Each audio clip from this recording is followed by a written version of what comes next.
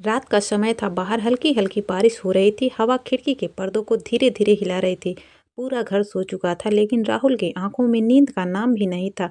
राहुल अपने कमरे की फर्श पर बैठा था। उसके सामने एक पुरानी लकड़ी की अलमारी खुली हुई थी और उसके हाथ में थी एक पीली पड़ चुकी चिट्ठी।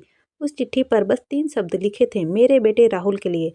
राहुल की उंगलियां हल्की हल्की कांप रही थीं, क्योंकि जिस इंसान की लिखावट उस चिट्ठी पर थी, वो इंसान 5 साल पहले इस दुनिया से जा चुका था। उसके पापा राहुल। राहुल चुपचाप चिट्ठी को देखता रहा और उसके दिमाग में अचानक बचपन की यादें घूमने लगी। बचपन की वो बातें। राहुल जब छोटा था, तब उसे हमेशा लगता था कि पापा उसे बिल्कुल भी पसंद नहीं करते।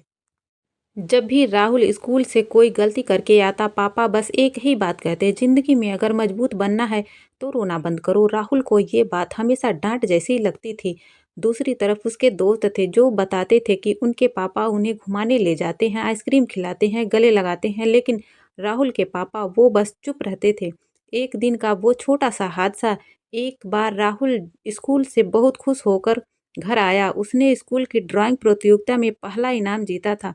वो दौड़ते हुए पापा के पास गया और बोला, पापा देखो, मैं जीत गया। पापा ने एक नज़र सर्टिफिकेट पर डाली और बोले, अच्छा है, लेकिन पढ़ाई पर ध्यान ज़्यादा दो। बस इतना ही। उस दिन राहुल को लगा पापा को उसकी खुशी से कोई फर्क नहीं पड़ता। वो चुपचाप अपने कमरे में जाकर रो पड़ा। लेकिन उस रात जब राहुल सो चुका था, तब उसके पापा धीरे से उसके कमरे में आए, उसके सिर पर हाथ फेरा और वही सर्टिफिकेट हाथ में लेकर देर तक देखते रहे। ये बात राहुल को कभी पता नहीं चली। समय बीतता गया, राहुल बड़ा होता गया और पापा से उसकी दूरी भी बढ़ती गई। दोनों एक ही घर में रहते थे, लेकिन जैसे दो अलग दुनियाओं में।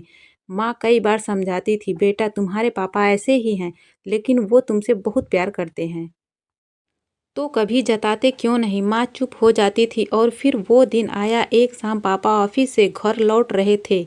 बारिश हो रही थी, सड़क फिसलन भरी थी और उसी शाम एक भयानक एक्सीडेंट हो गया। फोन आया अस्पताल से। माँ के हाथ कांपने लगे। राहुल का दिल जोर जोर से धड़कने लगा। जब वो अस्पताल पहुंचे, डॉक्टर ने बस इतना कहा, हमें अफसोस है। उस पल राहुल की दुनिया जैसे रुक सी गई हो। वो पछतावा। अंतिम संस्कार के बाद घर में एक अजीब सी खामोशी छा गई। राहुल पहली बार महसूस कर रहा था, जिस इंसान को वो हमेशा समझ नहीं पाया, वो अब कभी लौट कर नहीं आएगा। उसके दिल में बस एक ही सवाल था, क्या पापा सच में मुझसे प्यार करते थे। लेकिन अब ये सवाल पूछने के लिए पापा इस दुनिया में नहीं थे। 5 साल बाद समय धीरे धीरे गुजर गया। एक दिन माँ ने कहा, राहुल अलमारी साफ कर दो। राहुल ने अलमारी खोली। पुरानी फाइलें, कपड़े और कुछ किताबें, और तभी उसे एक पुरानी डायरी मिली। डायरी के अंदर वही पीली चिट्ठी रखी थी। राहुल का दिल तेजी से धड़कने लगा। उसने चिट्ठी खोली। पहली लाइन चिट्ठी में लिखा था, मेरे बेटे राहुल के लिए, अगर तुम ये चिट्ठी पढ़ रहे हो तो शायद मैं तुम्हारे सामने नहीं हूँ। राहुल की आंखें भर आईं। उसने पढ़ना जारी किया। चिट्ठी के अंदर छुपी सच्चाई, बेटा तुझे पता है, तुम्हें हमेशा लगता था कि मैं तुमसे प्यार नहीं करता, लेकिन सच ये है कि मैं तुम्हें दुनिया में सबसे ज़्यादा चाहता था। मैं बस तुम्हें कमज़ोर नहीं बनाना चाहता था, इसलिए हमेशा सख्त बना रहा। जिस दिन तुम ड्राइंग प्रतियोगिता जीते थे, उस दिन मुझे तुम पर बहुत गर्व था, लेकिन मैं कह नहीं पाया। राहुल की सांसें भारी होने लगी। आंसू चिट्ठी पर गिरने लगे। आखिरी हिस्सा, चिट्ठी की आखिरी लाइन पढ़ते ही राहुल जैसे टूट गया।